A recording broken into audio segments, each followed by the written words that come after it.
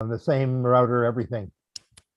Okay, offhand, with the device, what version of Linux are you trying to run?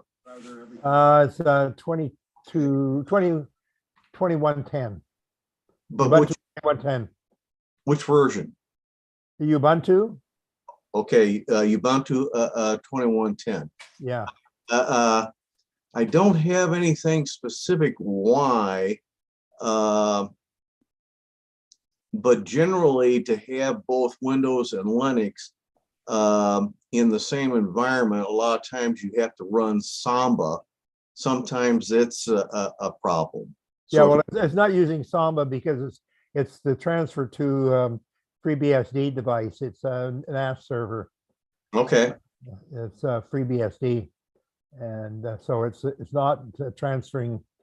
I mean, I know how to use the SMB shares because I do have SMB shares on that thing, but I'm not.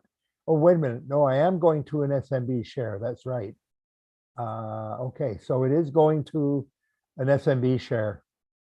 That could be your source. Let's put it this way. I just recently on my network found where finally I had a bottleneck in transfer rate on part of my internet. And in my case, so it was hardware that needed to be upgraded. And once I did that, everything was fine. Oh, okay. Well, You're looking for a bottleneck. You're looking for a bottleneck in the network. Yeah. Be the machine itself all the way to the NAS server. Yeah. And the other thing that I found is that, sometimes the transfer speed is, even on the Windows machine, it's quite variable. I mean, if sometimes it'll go about 80 megabits per second, but then it'll go that far, but for about 2 or 3 gigabytes, and then it'll slow down for a while, then it'll speed up again. Yes, very common.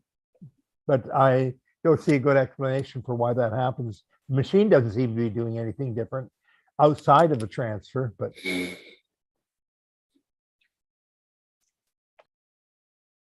well, I hope that helped you a little bit, but you're going to have to do a little research on where your bottleneck might be that you got to clear up. right. Thank you. Ed, go ahead. Yes, I have a question about Windows 11. Is anybody having problems with any applications that they're trying to run under Windows 11? The reason I ask that is my grandson just had a computer built for him by Micro Center.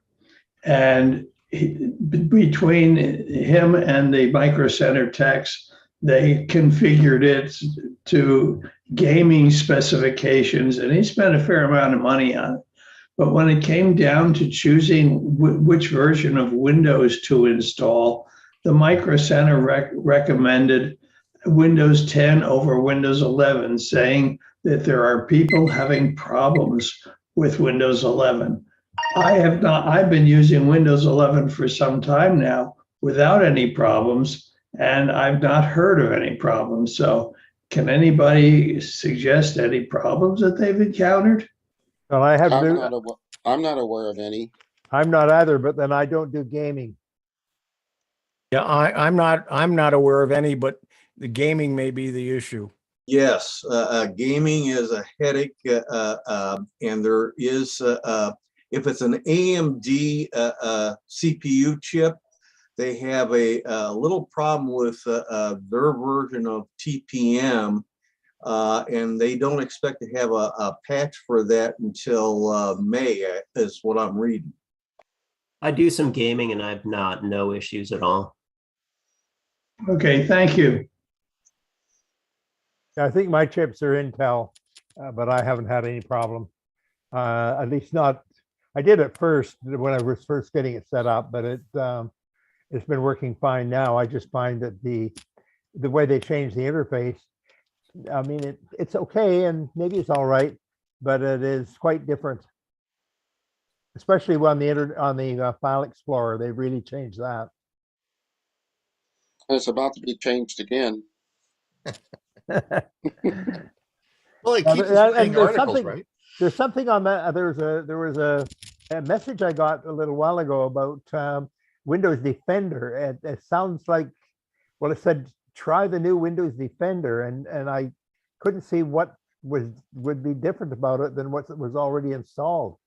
I've seen some articles that are suggesting that Windows Defender has gotten to be very good as an anti-spyware and antivirus program. You know, it's close to number one. The last read I had, and I've been using it for years. I don't use any other one. I use the built-in one and had no problems out of it. But I didn't know what that insider, I didn't know what that insider message was about, because it was something about like, try the new Windows Defender. I went to the site, but I didn't see anything happening. I don't know, Mary. I put the new the link for the premiere service today in the chat, so that's the link to the video. If anyone is interested, we'll post it again a few times through the show.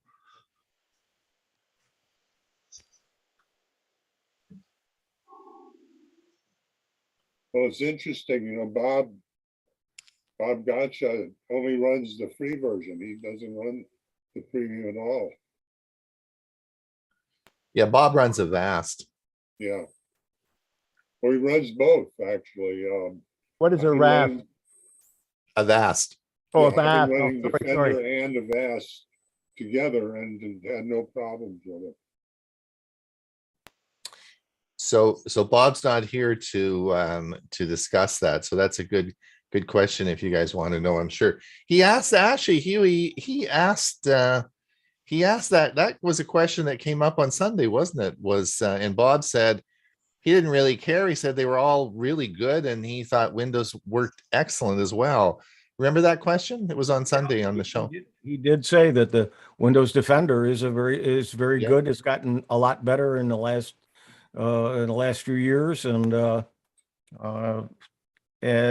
course he said that he uses Avast and has for years, but I use another one called Emisoft, and it's not even on the lists of the best ones out there, and I have found it to be very good over the years. I pay for it. Mhm. Elaine, go ahead. Just unmute yourself. Gotta unmute myself, right.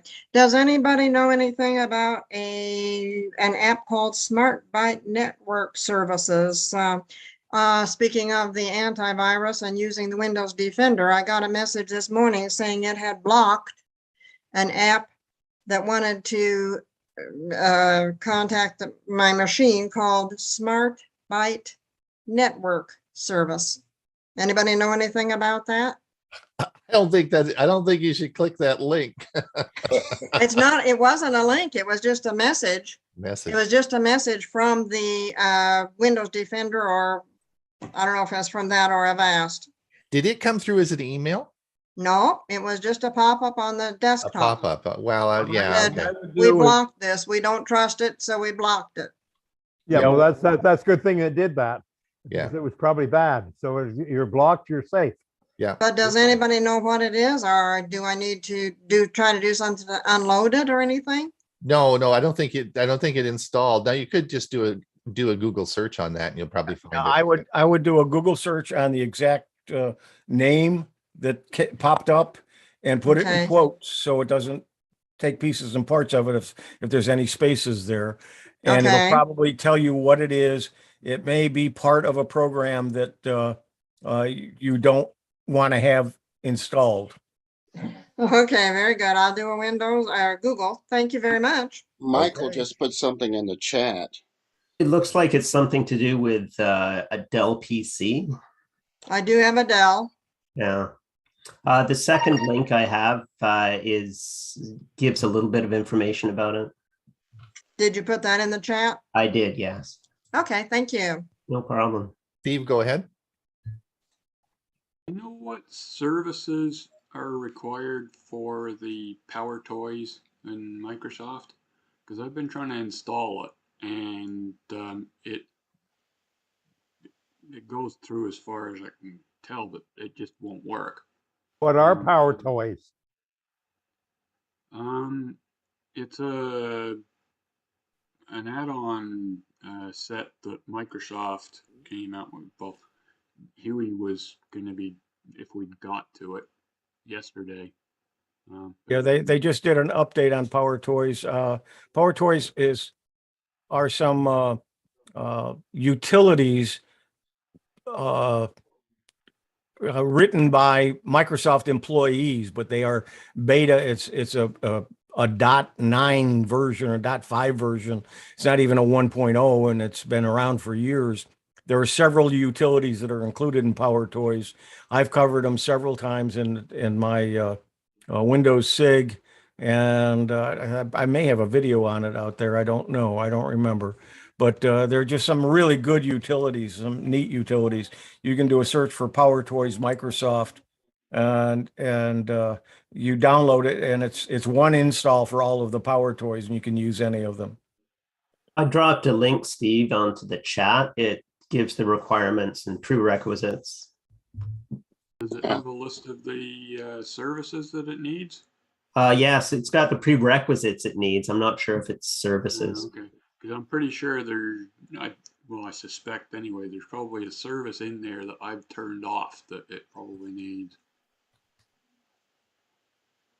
And there is an update. It's version 0.56.2 is the latest one. Yeah. It's been around for years. You know, they just sort of reintroduced it recently. It's getting more emphasis. I think it disappeared under 8.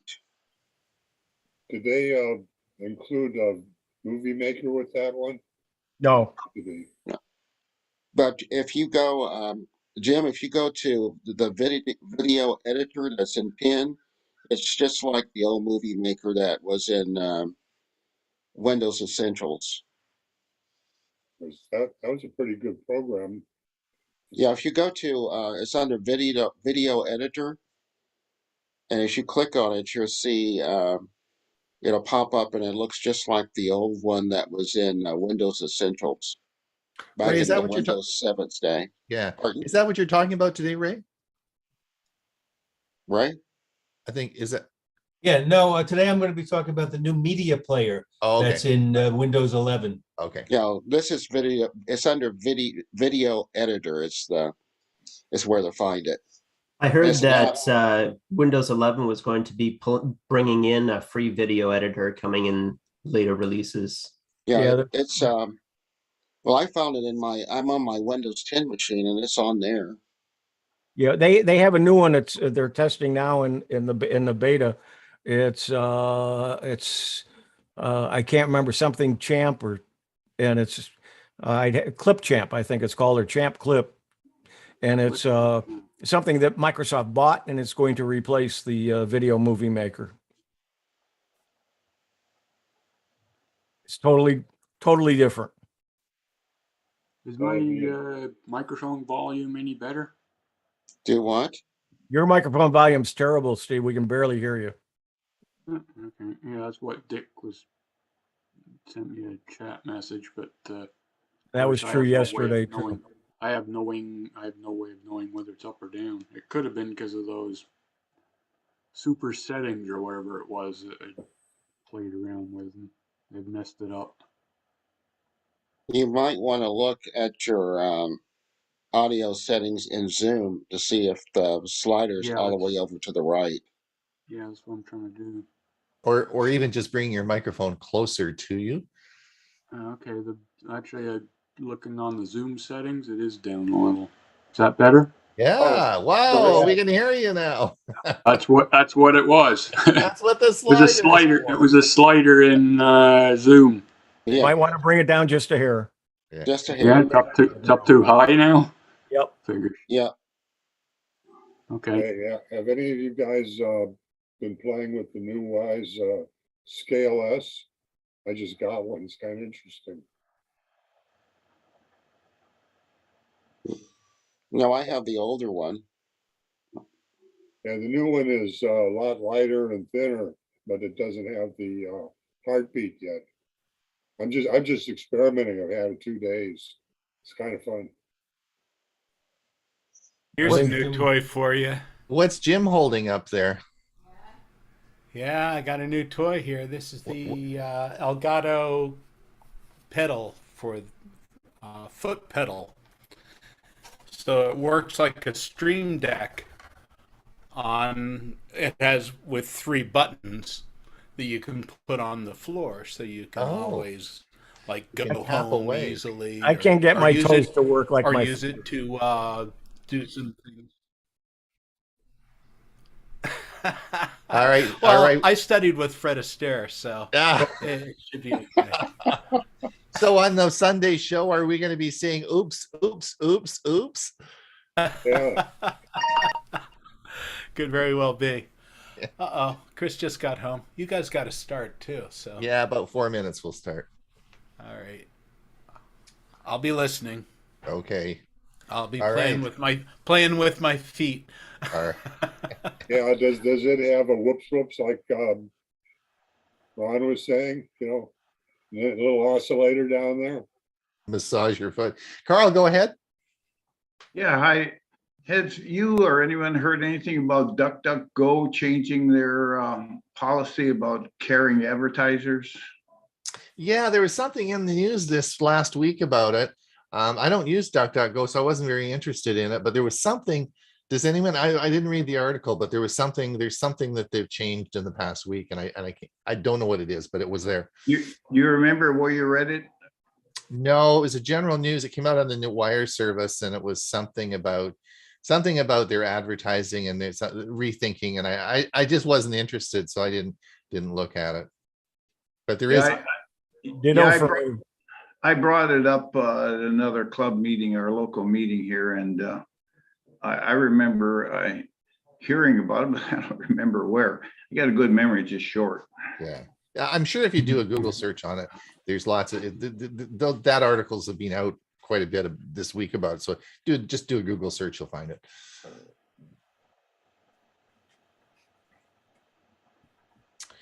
We'll be starting in about through 2 minutes. If anybody has a 1 minute question, like hi, how are you? Or I'm new here, or I just wanted to say hello.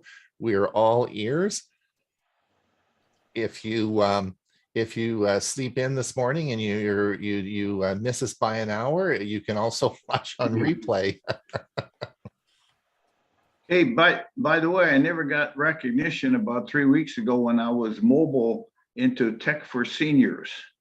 I went to take my dog to a vet and I watched the whole show from my car using Duo, where I logged in. Hey, I used Duo, and I watched your whole show and listened to it in my vehicle. And then I was only about a mile ride back to my home, and I drove back, and I was impressed because one of the mile roads is 45 miles. There was not a flicker of watching your show and talking to you guys to Duo.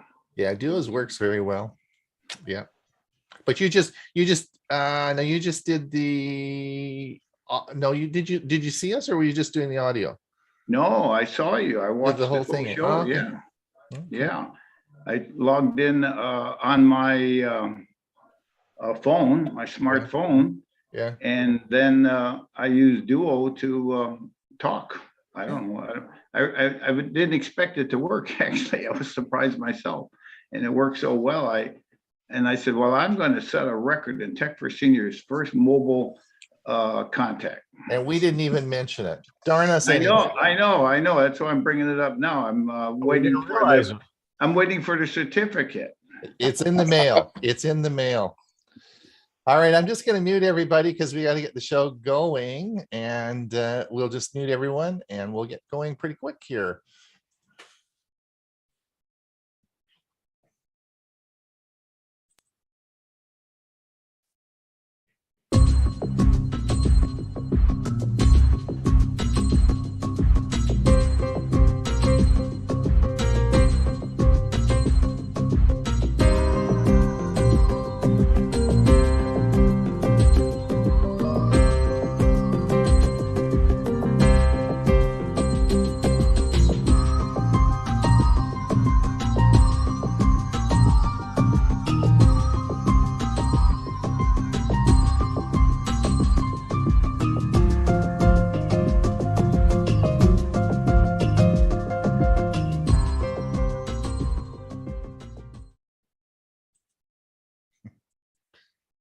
Tech for Senior, episode 103, soon to be 104, and that will be 2 years.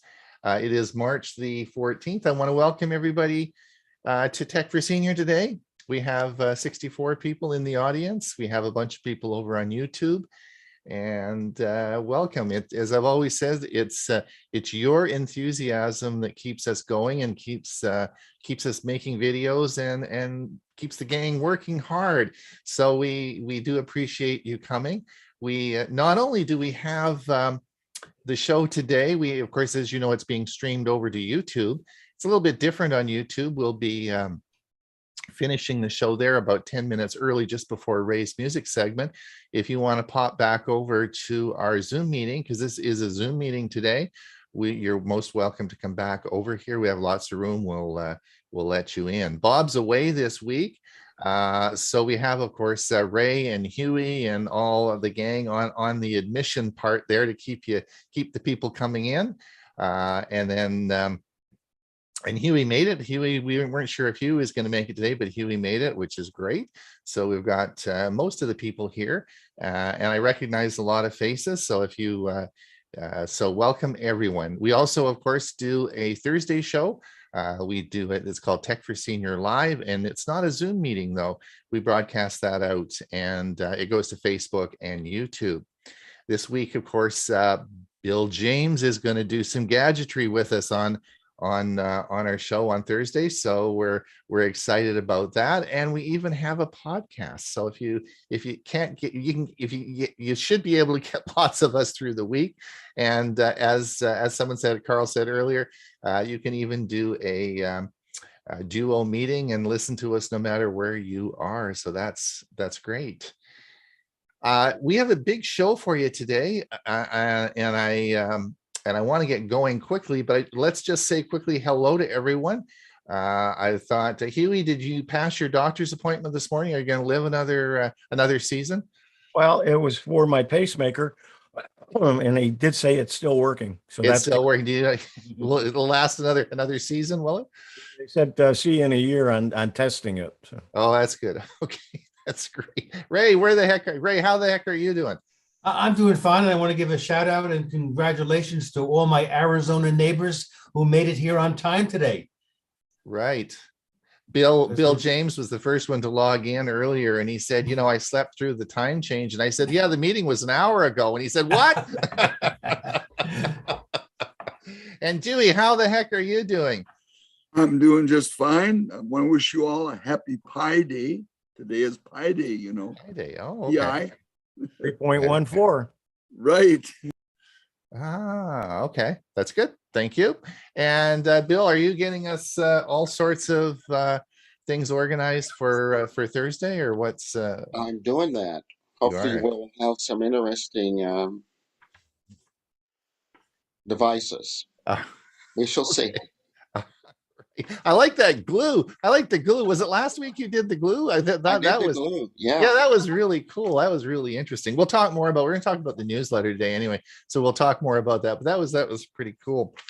For those of you who just want to let you know, the premiere service today will be we have 3 selections for you, and I put the link in the chat, and I also sent it out in the newsletter. I'll be talking on the part 2 of modems and routers. It's a 3-part series, and the third part will be next week, but I'll be talking about part 2. And then we have Dewey's talking on his using Microsoft Word as a database. And that was an amazing talk he did, and it has had a lot of views, and using a Word document for a database is really quite an interesting, and we've had a lot of feedback about that too. So you really want to watch that. It'll be playing today.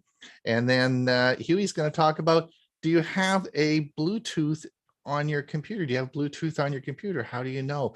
He's going to talk about that. So very interesting stuff. And that will be after the show at 10:30 Pacific time, or 10:30 the top of the hour. So we'll be broadcasting that out. And the link will be, of course, is in the newsletter, and it's I'll put it again down in the chat. So that's pretty cool. I really want to get on with it. What do we got here? Because we do have a big show we're going to go over today if we don't get going. So I'm going to start now, and let's get going with Bob and his security update. He's even though he's not here today, he sent in his security update. So we're going to start that, and let's see what Bob has to say. Here is the Avast Security News Roundup for the week ending March 11th, 2022. New DDoS does 4 billion times the damage.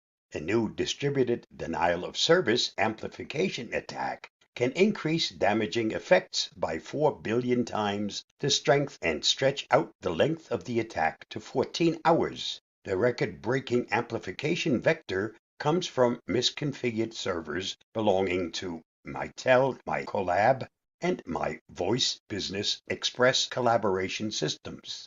Researchers have reported that the Mitel DDoS amplification attacks have been used against financial institutions, logistic companies, gaming companies, and organizations in other markets. DDoS attacks usually target companies and government online services, Avast security evangelist Louis Carones commented. In this case, this amplified attack traffic can be safely mitigated using standard DDoS defense tools and techniques.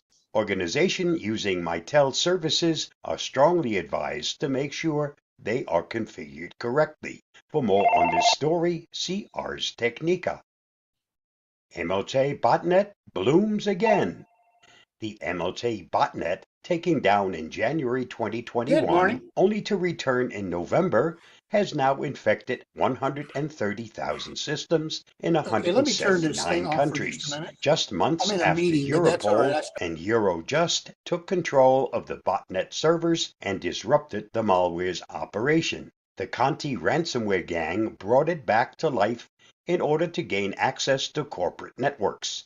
The initial infection used TrickBot, but every subsequent attack dropped the Cobalt Strike pen testing tool in order to gain remote access. The attacks seem to be focused on the countries of Japan, Indonesia, Thailand, South America, Mexico, United States, China, Brazil, and Italy. For more, see Bleeping Computer. IT leaders launch sustainableIT.org. Tech executives from around the globe join forces to form sustainableIT.org, a non-profitable focus on advancing global sustainability through technology leadership. The joint effort of the leaders of the IT community will focus on 3 pillars of sustainability: environmental, societal, and governance. The organization will define best practices and encourage transparency. Sustainability is the mega trend of the century, said Delphix founder and CEO Jedediah Hewie, leader of the group. For too long, sustainability has been a problem for someone else to solve. Today, we're joining forces with technology leaders from the world's largest organizations to make sustainability our collective problem to solve. For more, see ZDNet. New Spectre attack bypasses Intel defenses. Researchers have discovered a new attack method that can defeat the defenses of the hardware-based mitigations both Intel and ARM have applied to their CPUs over the past years to fix the Spectre flaw. Intel and ARM have assigned different names to the attack, so it's known as both Spectre BHB and Spectre BHI. The proof of concept exploit was created by VUSec researchers. Spectre attacks trick the speculative execution mechanism in CPUs into leaking information from temporary caches that act as side channels. For more information on these attacks, see CSO. Google announces new archive feature. According to the Android developers blog, Google researchers have begun working on a new feature that will enable app archiving. The archived app will remain on the device as easily restorable, but will have parts temporarily removed that reduce its size by 60%. The new feature will first be offered to app developers in Bundle Tool 1.10 for apps built with the Android Gradle plugin 7.3. Google is developing archived APKs, which should be functional later in 2022. In the blog post, Google claims developers will benefit from fewer uninstalls and substantially lower friction for users to pick back up their favorite apps. Cybercriminals use malware disguised as pro-Ukraine cyber tools. Talos reported that opportunistic cybercriminals are attempting to exploit Ukrainian sympathizers by offering malware purported to be offensive cyber tools to target Russian entities. Once downloaded, these files infect unwitting users rather than delivering the tools originally advertised. The downloaded file is actually an information stealer that infects the unwitting victim with malware designed to dump credentials and cryptocurrency-related information. These observations serve as reminders that users must be on heightened alert to increased cyber threat activity as threat actors look for new ways to incorporate the Russian-Ukraine conflict into their operations. If you really want to help, follow the link listed. This week's must-read on the Avast blog. A new report documents a wide variety of cryptocurrency techniques, combining old and new ways to manipulate markets. Read up as we dig into the findings by following the link below.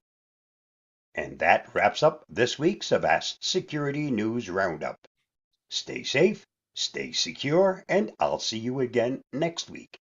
Bye-bye. Well, thank you, Bob. Now, I've been a little worried about Bob. I think he's going a bit batty. Now, I want you to sort of review this next little segment that he sent in, and we'll see see if you agree with me.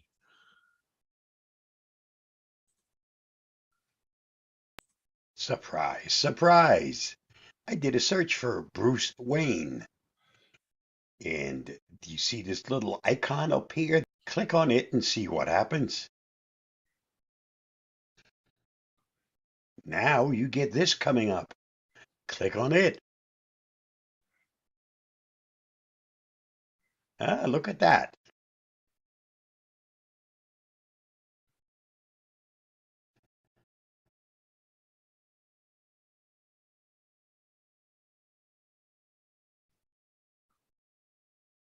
Something's going on in the Batcave. Have fun. I think he's got too much time on his hands. All right. One last thing Bob sent was I want you. This is a tip for you. Let's just show you this tip.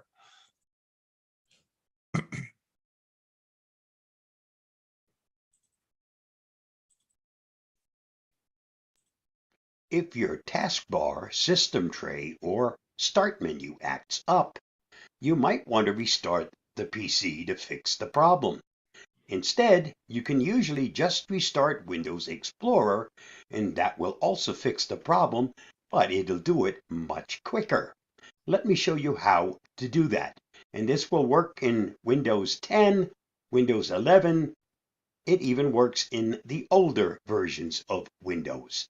I'm going to show you how to do this on a Windows 11 computer. Start by opening up the Task Manager, and it's easiest to find Windows Explorer if you have under the View settings in the Task Manager, you've selected Group by Type. If that's selected, then Explorer will wind up to be right towards the top under the app. Let me show you the easiest way to open Task Manager. You can simply do a shortcut key combination of Control, Shift, and Escape. These three keys hit together will open up your Task Manager. That's one way. The other way is to simply do a right click on the Start menu, and that opens up what's called the Power menu. This is sometimes also called the Windows X menu because you can get to the same thing by doing shortcut key combination of the Windows key and the X key. That also opens up that same thing. Once this is opened, just go down and select Task Manager. So those are some easy ways to get to the Task Manager. Once this is opened, select Windows Explorer, click on it, and you'll see down here it says Restart. You can also do a right click on it, and from here select Restart. Either way, watch the bottom of the screen. When you select Restart,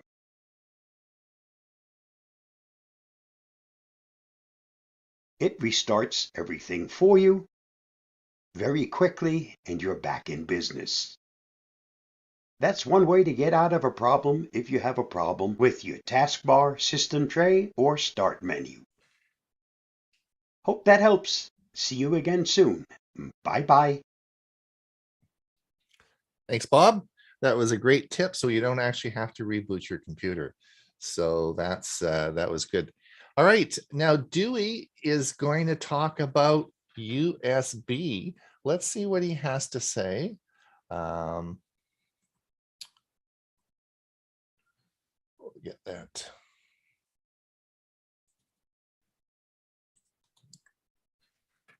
Good morning, friends. I'm Dewey, and my Tech Talk topic for today is USB-A to USB-C, a deep dive into their differences. As you likely know, the acronym USB is short for Universal Serial Bus, a common type of port that makes it easy for tasks like charging a device or transferring data between two devices. Like Wi-Fi, it's another one of those things that's easily taken for granted. My TFS colleague, Bob G., suggested to me that a March 1 article in ReviewGeek.com titled USB Explained, All the Different Types, might be a good topic for one of my tech talks. I read the article and agreed. Thanks, Bob. The author is Suzanne Humphreys, Commerce Editor for ReviewGeek.com. USB was developed by a number of companies with IBM, Intel, and Microsoft taking the lead. USB-A was introduced in mid-1996 and eventually replaced, get this, the serial port, parallel port, game port, Apple desktop bus, PS2 port, and FireWire. That's the IEEE 1394 protocol. As USB developed through these many years, its ports and connectors have tended to become smaller, faster, and more powerful. Author Humphreys writes that with USB, there are really only four things that matter: form factor, transfer speeds, power delivery, and video delivery. I'll start with the form factor of USB 1.0 and 2.0 and their ports.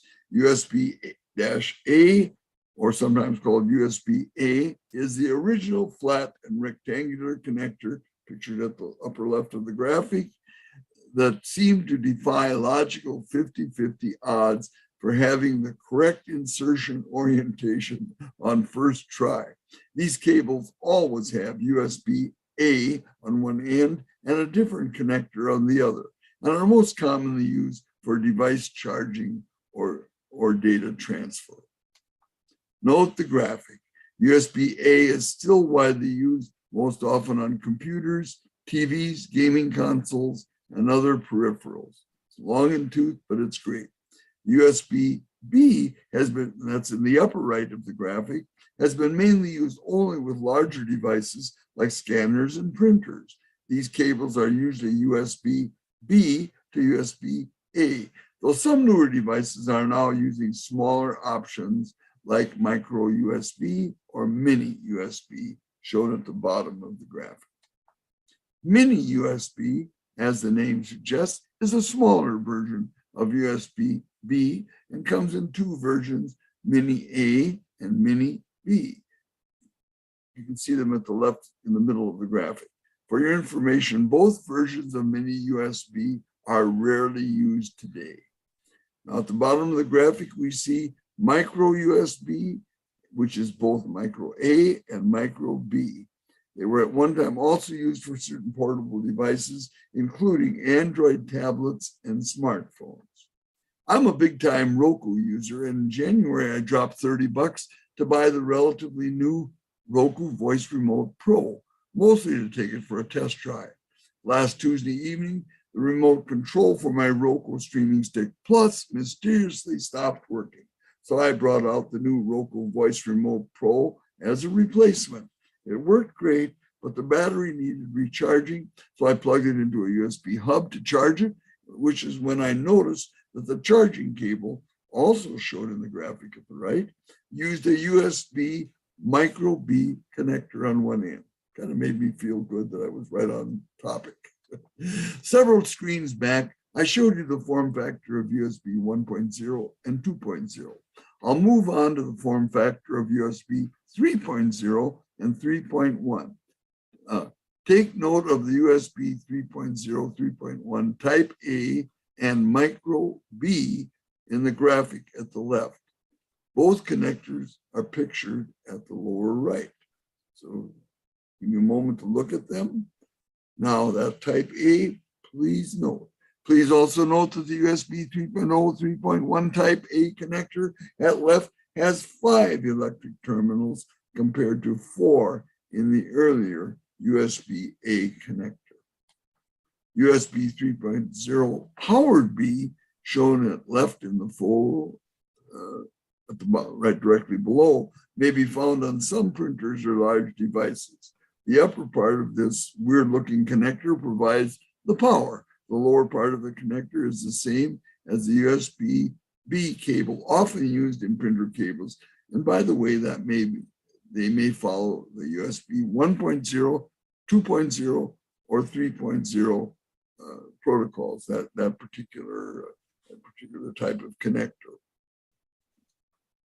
USB-C, we're going to go to that now, pictured at the lower right, is not a new USB standard and is sometimes confused with USB 3.0, which is more properly known as USB 3.1 Gen 1 and some other names, or USB 3.1 Gen 2. Now this gets a little complicated. USB 3.1 Gen 1 can move data at up to 5 gigabits per second. USB 3.1 Gen 2 can move data at up to 10 gigabits per second. So that's the basic difference. Technically speaking, USB-C is a cable and physical connector standard, strictly, though its name is often used generically to cover everything. Although its form factor is small, USB-C is able to do more than all other USB types and do it faster. It has the potential to replace all other cables thanks to diverse multitasking capabilities. And its 100-watt connection has the ability to power even the most power-hungry devices like laptops and TVs. USB-C with USB 3.1 Gen 1 doing data transfer only, that's important to remember, can only move data at 10 gigabits per second. With USB 3.1 Gen 2, it can do data transfer only at 40 gigabits per second. Both of those rates are pretty outstanding. For what it's worth, my 2.5-year-old Dell XPS 15 laptop came with 2 USB 3.1 Gen 2 ports that were also labeled as Thunderbolt 3. Thunderbolt 3 USB 4.0, which was introduced in August 2019, and Thunderbolt 4 is where you'll find the highest data transfer speeds. Present maximum throughput is 40 gigabits per second. All Thunderbolt 3 and Thunderbolt 4 cables are USB-C, but not all USB-C cables are Thunderbolt. Something to think about. Realistically, while high transfer rates are impressive, they really don't matter much if you're not regularly transferring hundreds of gigabytes of data or editing video on an external hard drive. Finally, some USB cables are for data transfer only, Others are power delivery only, and some have the option to handle both. Be sure to verify a USB cable capability before buying one. Since the release of iPhone 12, Apple has included a cable to convert their proprietary Lightning charging port to USB-C. Rumors abound that iPhone 14 will indeed switch to having a USB-C port. They're so ubiquitous these days. One reason why Lightning's days may be numbered was covered in a Macworld report last September, telling that the European Union, or the European Union's European Commission, issued a proposal that would have and small electronics to use USB-C for charging, just to set a single standard. Also, the sale of chargers would be unbundled from the sale of electronic devices like smartphones and tablets. In other words, you no longer get one when you buy one, get a charger when you buy one. Apple stopped including chargers with the iPhone 12, and while it took some heat initially, most other manufacturers quickly followed suit, including Google with their newer Pixel phones. Chargers were not included when my wife and I got our new Samsung Galaxy S21 5G phones last December. For what it's worth, my old Samsung Galaxy S8, Hewie has one of those, I guess, and Joanne's old Galaxy S9 Plus came with 15-watt chargers. The Verizon store rep told us that our old chargers would work just fine. However, he added that new chargers, extra cost of course, would charge even faster. The new chargers we bought charge at 25 watts. They're really fast. Suzanne Humphreys concludes her article by writing about USB-C's video delivery capability. USB-C can, can be used to connect video monitors in place of bulky HDMI or VGA cables. USB-C also supports 4K video delivery to a screen.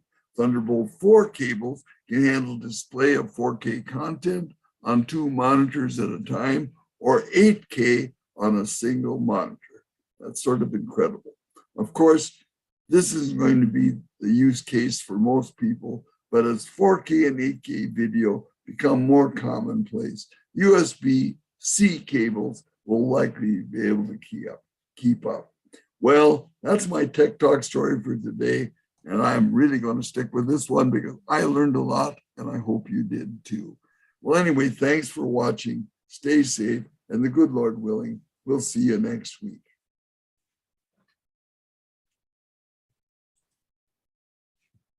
Thank you. Thank you, Dewey. Lots of information there, and undoubtedly we need to play that back over and over a bit to figure out, and a lot of information there. So thanks so much for doing that. It'll be up certainly by later on today. We'll have the video up and ready for everyone.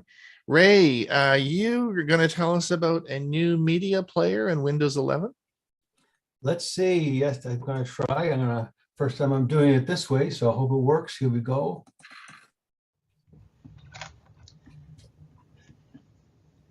The new media player for Windows 11. The long-standing Windows media player as well as the Groove Music app are being replaced in Windows 11. Now, the Windows media player has been around for a long time.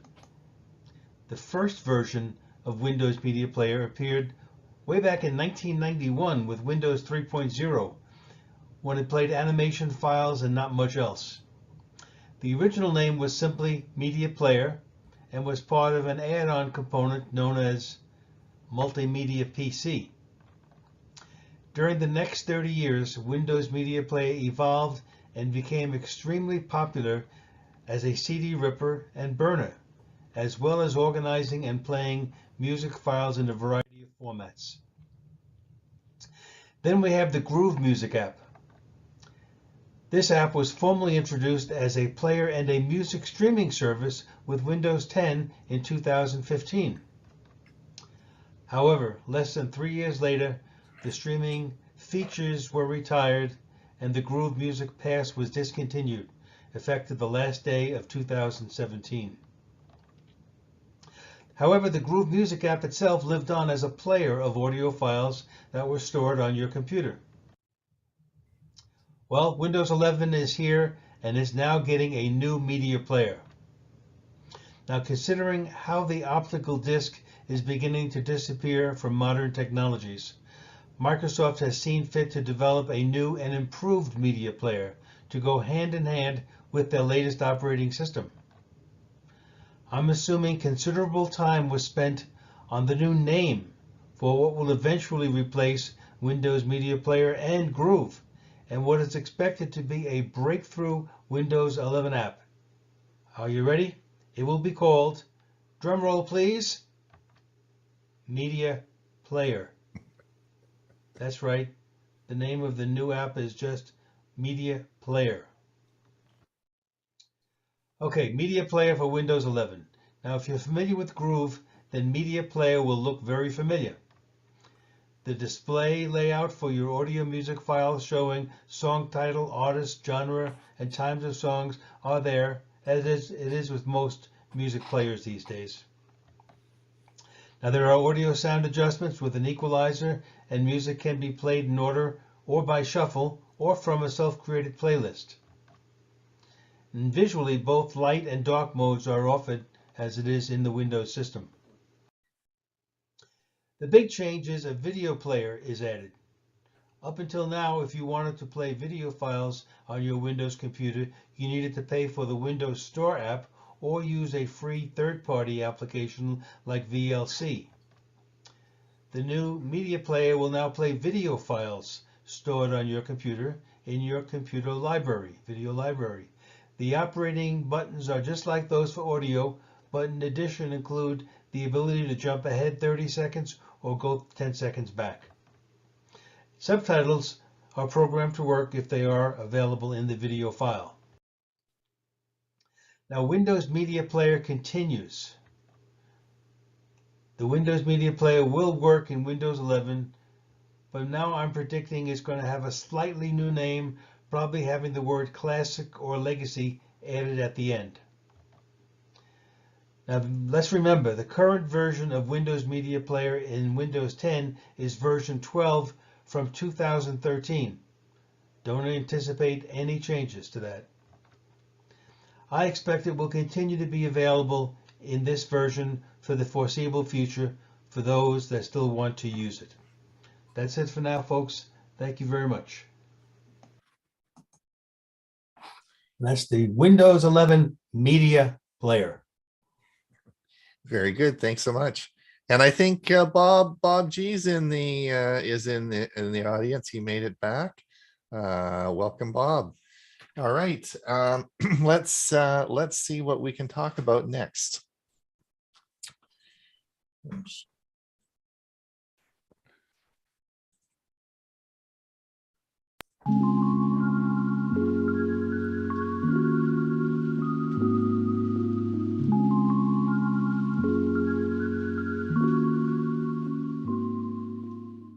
It's Ron Brown with Tech for Senior. You know, I'm just finishing up the Saturday newsletter. Tech for Senior has two newsletters, one on Tuesday and one on Saturday, and you can sign up for these at www.techforsenior.com. Today I'd like to do a deeper dive into our newsletter and show you the contributors and special links that we put into the newsletter to help you find your way around Tech for Senior. Let's have a look at the Tuesday newsletter first. All right, let's have a look at our Tuesday newsletter. This is our newsletter for the 8th of March 2022, the one I sent out last week. So if we look at the top, we'll see, of course, our newsletter. Just below that, you'll see the web address. So if you want to go to our website, you click on this, and this will take you right to Tech for Senior's website. Right under the heading, I often put in this dark space here, I put upcoming events, important events, and Ray did a great job last week on a Windows tip, so I put the link to the tip right here. So you just by clicking this, you can see that this is going to take you right to Ray's tip. Okay, good morning, folks. Today I'm going to cover some more Windows tip. So again, you can go right to the tip, and that's usually right up in here. Now, for all of those who can't find our meeting, you've deleted the email, you're in a panic, it's time for you to come to the meeting. And where is the meeting? I have here in big bold letters, click here to join our Zoom meeting. So let's just click this, and this of course will give you all the information. I'm not going to go ahead with this and opening in Zoom, but you just click this and again you're right into the Zoom meeting. And that is the link that's right under the this box with the latest information. Now as we move down, you'll see that if you would like to support us and donate, then you can just click on this link, which will take us right to our webpage. And if you want to make a donation, you certainly can. Now, as we come down here, you will also see a link to our show. So if you are panicking again, you want to come to Tech for Senior Live, you don't know where it is, or you want to come to our channel, all that you have to do is click this link. This is the link that will take you right to our YouTube channel. And here we are. Sean Brown with Tech for Senior. Here we are right at our channel. You can see all our Tech for Senior episodes here. Sorry, you can see our Chromebook videos that I've made here. You can see our Learning Chromebook series videos that I have made, Tech for Senior Productions, and of course Hewie Starlink Report. All these are again on the channel. If you come over here, you can see all the videos that we produce. There's over 500 of them, and that's for our Tech for Senior. So let's come back over now, and again that is just the link. So if you ever, and again if you ever are trying to find something, you want to come to the show, simply click the link. Now here is what I put in, and this is the purpose of the newsletter. This is the link to Monday's show. So you'll see that the date here is March the 7th. We click this, and this will take you. Show on Thursday called Tech for Senior Live, and we have a podcast. So we're a busy group of people. And here we are. I would like to. And that will take you right to our show. This, of course, is updated in each Tuesday's newsletter. Now, as we come down, again, I've put in this section, I've put the meeting info. So if you again want to come to the meeting, this is another, you can click here, or I've given you the here I've given you the meeting ID, and this of course never changes. If you want to come down further, you'll see that if you want to look at all the Tech for Senior episodes, this is the playlist. You just click that button, and this will bring up all the Tech for Senior episodes. That's called a playlist, and that's for here. You'll see this is our Tech for Senior Live playlist. Click on this button, and this will bring up all our Thursday shows. And Tech for Senior Productions is, of course, all the productions that we do outside the show, and you'll see, click that, and then you'll see a list of all the productions that we do. As we come down, you'll see, of course, this is our Learning Chromebook series that Hewie and I do once a month. Again, if you click this link, this will bring you to all the past episodes. And if you want to sign up for the Learning Chromebook, you just have to click this button, and this again will take you right to the sign up page. As we move down the list, you'll see Bob has a regular section in our Tuesday newsletter. Of course, Bob gives the security news roundup each week at our show. He also includes in the newsletter some security information for you. In last Tuesday's newsletter, these were 4 tips to help you avoid falling for phishing scams. Bob always creates for our Tuesday newsletter some security information for you to help protect against the bad guys. As you know, Bob is not just a security expert, but he does a lot of videos about Windows 10 and 11. Bob has a very large YouTube channel, and if you click this link here, this will take you right to his YouTube channel, and these are all the videos that he has produced. As we move down, you'll see Ray's section here in our Tuesday newsletter. Now, as we come down the list, you'll see his last music section was Faith Hill. Many of you have requested that we make available the written narration of what he has to, the written narration that occurs before the music starts. This, of course, is found in this section, and this is the narration that Ray reads prior to us playing the video. The last Tuesday was, of course, on Faith Hill. As you come down, you can actually listen to the video clip by clicking this button here. And as we come up and look just above here, the playlist for all Ray's songs is right here. So if you click this button here, this will take you right to the playlist. And these are all Ray's songs that he has done over the past year or even two. You can simply click this link and it will play 3, 4, 5 hours of all the music Ray has done for our show. It's all here right in this list. So just click that link, it's there for you, and you'll be able to listen for a very long time.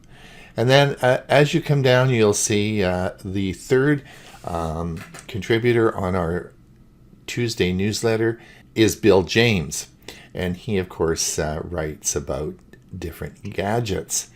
Now, in this article, Bill is talking about liquid plastic. He gives a history of how bonding actually started and some of the crazy things that we've done.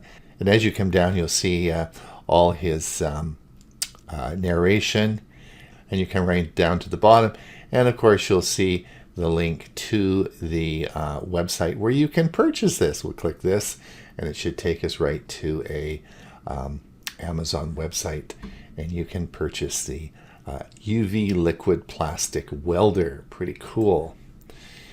And of course Bill does this once a week. All right, so this is our Saturday newsletter. This is a little bit different than the Tuesday. So let's have a look at the format. So at the top, you'll see again, it says, of course, it's Tech for Seniors newsletter. And if you click on our website, you, of course, will get our website. I have included the same sticker. Click here to join our Zoom meeting. Again, if you forget the Zoom ID and forget where to go, you just simply click this button here, and that will take you, right to the Zoom meeting. Now, as we come down, there is a button here. Click this button to go to our past show. If you want to see all our past shows, again, this takes you to the playlist that has all our past shows in the list. But what is new on this section is all the videos that I've made to explain how to travel around to different parts of Tech for Senior. One of my worries is that with 500 videos, 2 shows, and all the other projects that we're doing, people will have a hard time finding their way around. So I've made a number of videos to help you navigate Tech for Senior. The first one here, and these are the links to the videos. So it says, confused about how to find things on Tech for Senior. And I do get emails about people, I don't know where to go. And so the first one would be finding your way around Tech for Senior. This is a video, I'm going to play you a little clip on this in a minute. Searching our index, in other words, how to find, if you want to search all our shows and find something you're specifically looking for, this is a good one. Finding past episodes. I will tell you that I have put the playlists in both newsletters, so you should be able to find what you're looking for the past episodes.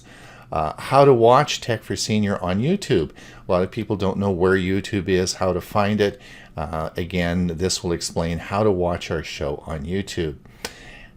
On Thursday, on Tech for Senior Live, we do a live show through StreamYard. Now, many people, of course, log in on Thursday to our Zoom meeting. And no, it's not a Zoom meeting.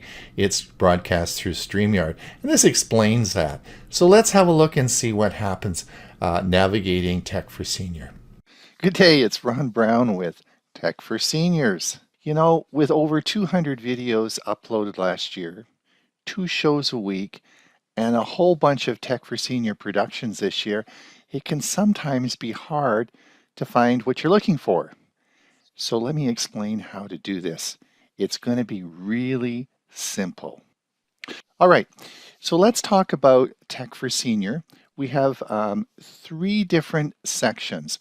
We, of course, have our Monday show, which is produced through Zoom. This is a weekly show. It's 1 hour. It starts at 9 o'clock Pacific time and runs with a question and answer at the end. The second show we produce is called Tech for Senior Live. This is not a Zoom broadcast. This is a StreamYard broadcast that is broadcasting directly to Facebook and to YouTube. And we'll talk about that in a minute. But this is a live production, as the Monday show is, but we're doing this through a different medium called StreamYard, not Zoom.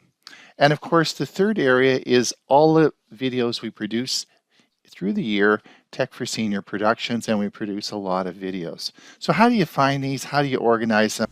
So if you follow down, you'll see I have the agenda listed. This is a new feature. It's been present for about the past couple of months.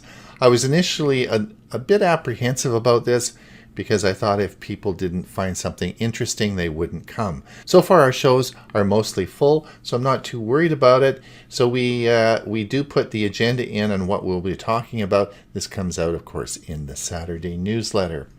Now, I want to draw your attention to our premiere event. I often talk about our premiere event, and this is the, it's free. And what I do is I go and I take the information from a year ago and create a edited version so that you can use this for your clubs. And these are the topics, and there's no intro or extra in this. They're simply clips for your club. They're all well categorized that you can download and use for your club. Now, to find out how to get there, I put the link in the newsletter. So click this and it will take you right to our premiere service. But remember, it will not start till 10:30 Pacific time. Again, coming down, if you want to head over to our YouTube channel where you can see our live stream shows. This is the link. And again, coming down to the same info that was in our Monday show was listed here. Just a reminder, I also put in our Learning Chromebooks. If you want to sign up for that, please just click the button and it will take you right to the sign up page. On Saturday, Hewie puts his articles in. Hewie, of course, has a very active website, hewie.net, and this is Hewie's article that came out this Saturday. And we come down, and Dewey Kloos, I put his video last week. He explained Wi-Fi and mesh routers. So this is a link. You just click this link, and you'll be playing Dewey's video. And then at the end of the newsletter, you'll find, of course, an article by myself. And this article today was on Google Live, transcribed, now available offline. You can read about this service. You can read about this service. In fact, I'm going to be doing a video about Live Transcribe. This is great for people with hearing problems. Now, if you come down and you want to send us a note to Tech for Senior, here is our email address, admin@techforsenior.com. You can send us a note there if you want to comment on anything. And if you are really unhappy with 2 newsletters a week, you don't feel that you want to read that or it's spam, then you can just click the button down below here and you can unsubscribe from the list. Well, that's a deeper dive into our 2 newsletters. It's Ron Brown with Tech for Senior. You remember that. Right. There we go. Ray, are you getting ready to go? Yes, I am. It will be toe tapping today. That's good. Let me just say goodbye to the people on YouTube, okay? If you are over on our YouTube feed, thank you for coming. We'll see you same time, same place next week. I have put in the, you can come over to our Zoom meeting. We still have lots of room. If you want to pop over and participate in the Q&A, then we're certainly happy to have you. Otherwise, we'll see you next week. All right, take it away, Ray.